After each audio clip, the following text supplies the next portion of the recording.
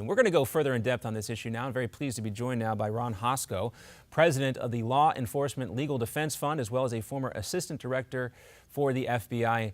Ron, it's great to talk to you, and good morning and happy Thanksgiving. Good morning, John. Same to you. Now, first, before we get into the comments there from Wilson, I wanted to get your reaction to the grand jury deciding not to indict Wilson.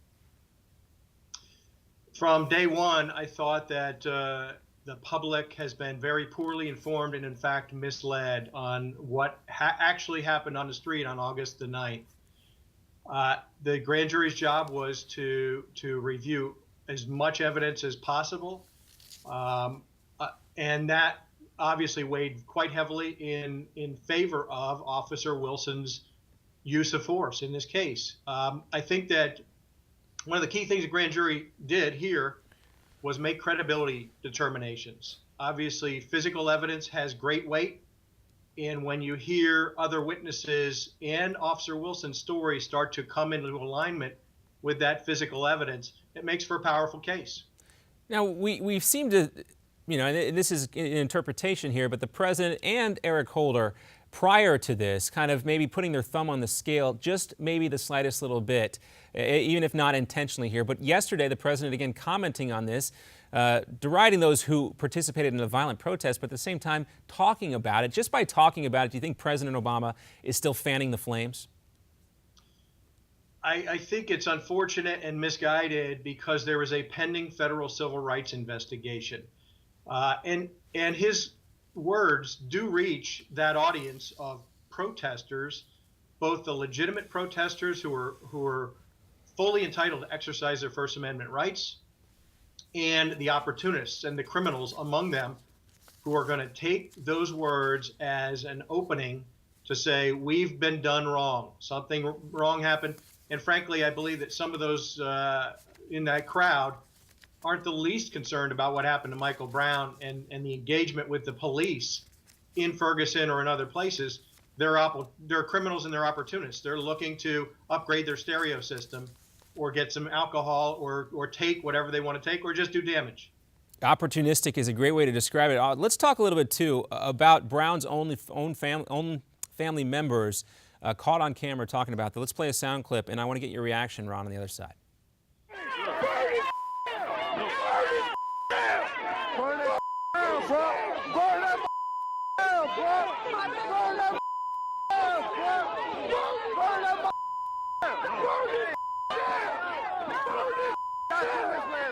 Now, that is pretty much what they meant, I think, by yelling fire in a crowded theater, inciting the crowd. That was Michael Brown's stepfather saying, burn the blank down, referring to the community there.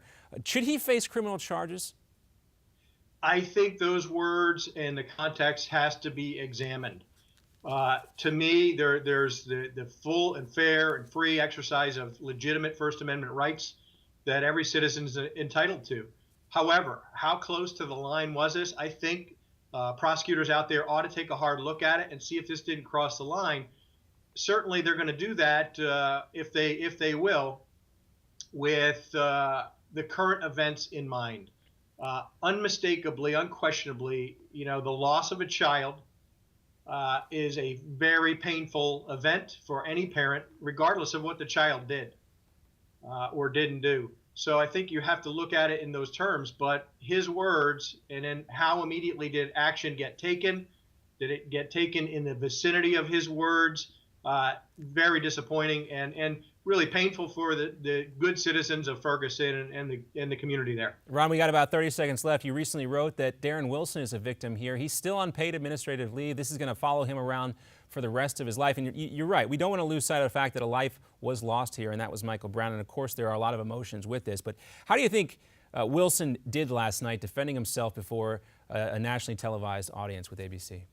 I thought very well. I thought he came off as very credible. He does lay out the case for what happens in policing every day. Violent assaults on the police, people who want to resist, people who want to fight you, take your gun and kill you. I thought he did very well. All right, Ron Hosko, the former assistant director of the FBI, also the executive director of the Law Enforcement Defense Fund. He'll be right back with us. We're going to continue to talk about this and the president's involvement now with Ferguson when we return right after this short commercial break.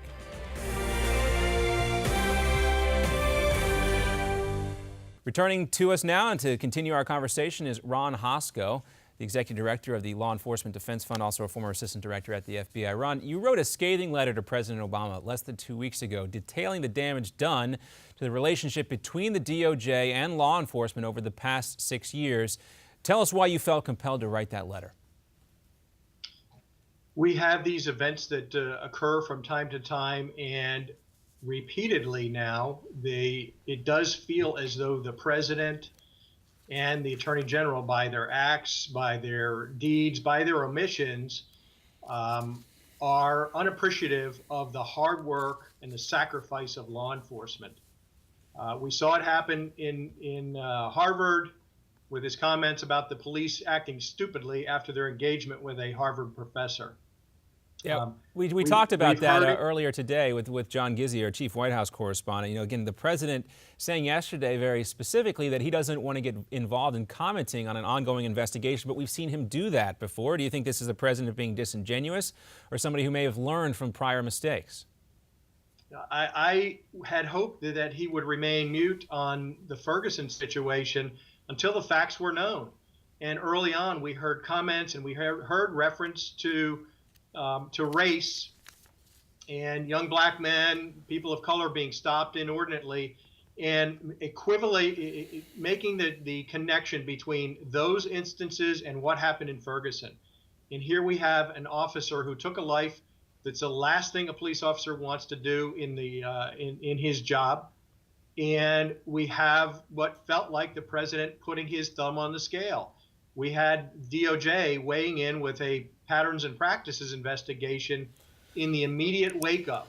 That could have been held off. Ideally, it would have happened before to correct actions in Ferguson if they needed to, rather than within a few days of the investigation. Yeah, and Ron, you remember too, and so do a lot of folks at home, where this story went right after it broke. Of course, there was the immediate tragedy involved here in the loss of life, and there was a lot of finger pointing as well. But then the story kind of took on a life of its own, and we started to talk a lot about the militarization of local police departments here. Nobody's really talking about that anymore, especially after what we've seen the last 2 nights.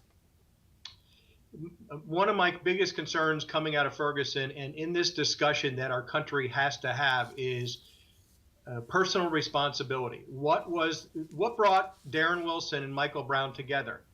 A crime, a violent crime committed by Michael Brown.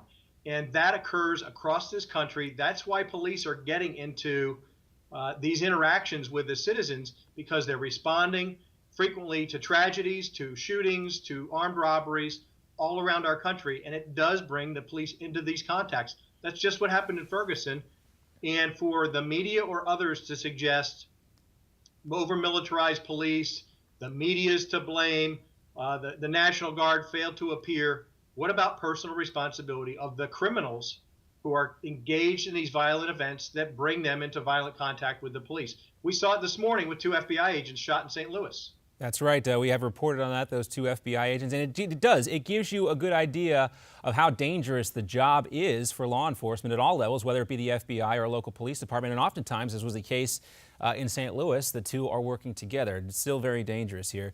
Now, we have this administration, we have the DOJ, we know Eric Holder's going away, but still, over the course of the next 2 years, while we still have this administration in power, do you see any change in the trend line in terms of the relationship between communities like Ferguson and their police departments?